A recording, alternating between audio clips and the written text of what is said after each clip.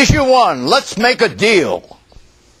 I just finished a tough campaign a few months ago, and if there was any message from Arizona voters, it was do something about illegal immigration. The agreement we just reached is the best possible chance we will have in years to secure our borders, bring millions of people out of the shadows and into the sunshine of America. A bipartisan Senate compromise on immigration was reached this week, one that may offer the best hope in years of reforming America's broken immigration system.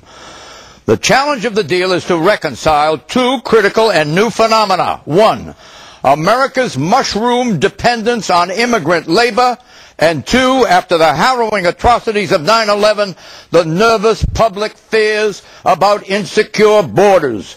The deal was hammered out over the past month by tenants, including Ted Kennedy, the Democratic dove, and John Kyle, the Republican hawk. The new arrangement would provide a quote-unquote pathway for U.S. citizenship for the 12 million undocumented workers already in the U.S.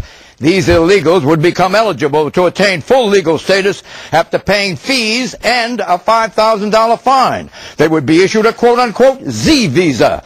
Persons with a Z visa seeking citizenship must return to their country of origin to apply in the proper way for a U.S. green card, then come back and gain citizenship in 8 to 13 years. Also, the deal would shift the criteria for immigration to job skills. In other words, skills-based immigration, more, family-based immigration, less. President Bush really likes the plan. This proposal delivers an immigration system that is secure, productive, orderly, and fair. Question, is this an amnesty bill? Pat Buchanan. Of course it's an amnesty bill. It's an amnesty for all 12 million illegals in the United States and 20 million, if that many are here, John. What this is an insider's secret beltway deal done for amnesty for the illegals, amnesty for the businesses that hire them, and massive legal immigration, and does nothing really truly to secure the border.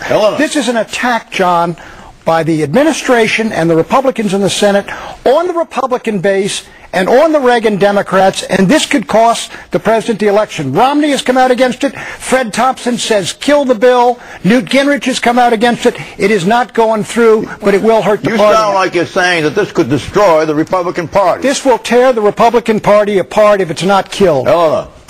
Look, this is a very hard-line bill. I don't see how you can call it amnesty when the people who are here would have to pay fairly exorbitant fees, would have to go back home, would have to wait 8 to 13 years. I don't think that's any kind of a free ride. But it's hard to see how this gets through the Congress. It is such a jerry-rigged piece of legislation. It has compromises that a lot of people don't like and that would be impossible to implement, and it has Pat and his friends absolutely associate myself with Pat's description. I can't disagree with a word of it. Let me take a little bit about what's going to happen or what might happen. It's clearly going to pass the Senate. There are not enough Republican senators to do a filibuster. So that's going to happen before Memorial Day, next week. Then in July there will probably be a vote in the House. Pelosi has said that she wants at least 70 Republicans to be with her. She's going to lose some Democrats, conservative Democrats, and she wants to have Republican fingerprints. She wants it to be a bipartisan bill so any blowback will hit both parties.